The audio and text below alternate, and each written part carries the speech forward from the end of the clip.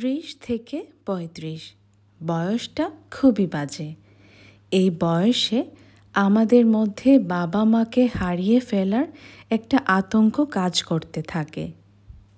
চোখের সামনে আমরা আমাদের বাবা মাকে বৃদ্ধ হতে দেখি।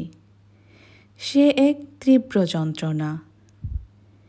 একটা সময় বাবা মা যতটা গর্ব করে বলেন, আমার সন্তানটা অনেক বড় হয়ে গেছে, ঠিক ততটাই ভয় নিয়ে সন্তানেরাও বলে বাবা মার বয়স হয়ে যাচ্ছে।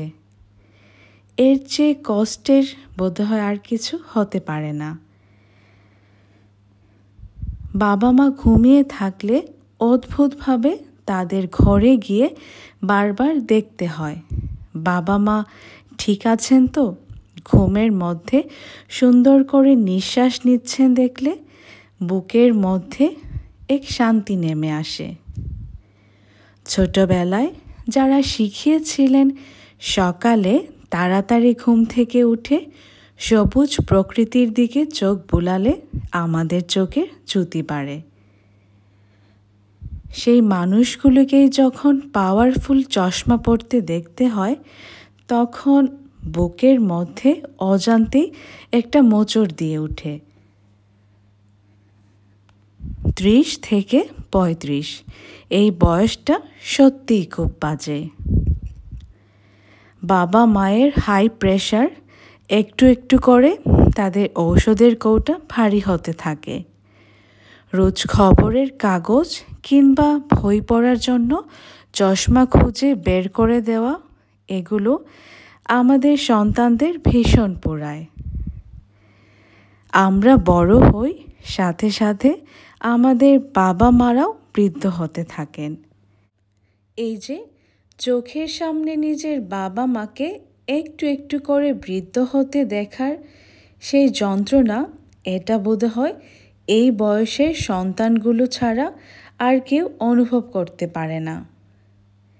আজ একটা কথা বলি, যখন খুব ছোট ছিলাম তখন ভাবতাম আব্বু আম্মু হয়তো সব সময় এই বয়সেই থাকবেন। দাদা দাদি নানা নানি তো বৃদ্ধই দেখেছি, কখনো ভাবিনি আমার আব্বু আম্মুর এক সময় বয়স হবে। যে মেয়েগুলোর বিয়ে হয়ে যায়, সেই মেয়েগুলো এই সময়টাতে নিজের বাবা মায়ের কাছে থাকতে ভীষণ ইচ্ছে করে।